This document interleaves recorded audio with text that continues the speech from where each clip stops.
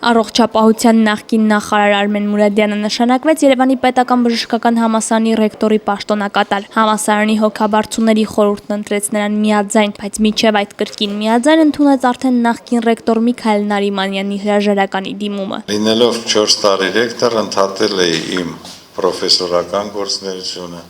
ընդհատել էի ամբիոնի վարիչի գործունեությունը, ընդհատել էի թոքաբանի գործունեությունը, չնայած իմ մոտ իմ ներսում միշտ կար կարիքը այդ գործունեությունը իրականացնելու։ Մի քանի ամիս առաջ Երևանի պետական բժշկական համալսարանում կոռուպցիոն սկանդալ էր բարձրացել, կալանավորվել էր համալսարանի անվտանգության ծառայության աշխատակիցներից մեկը, որոշակի գումարի դիմաց ուսանողներին դրական գնահատական նշանակելու մեղադրանքով։ Ես համոզված եմ, որ ոչ մի կերպ այս իմ հրաժարականը կապված չի նրա հետ, որ այդ երևույթները տեղի են ունեցել։ Ես դա ասում եմ ամենայն անկեղծությամբ։ Համալսարանի ունեցած վարկերը նույնպես պատճառ չեն հրաժարականի համար, ավելին Միքայել Նարիմանյանը իր կառավարման 4 տարիներին կրճատել է այդ պարտքը։ Երբ որ ես դարձա ռեկտոր, համալսարանը ուներ 4.5 միլիոն ամերիկյան դոլարի վարկային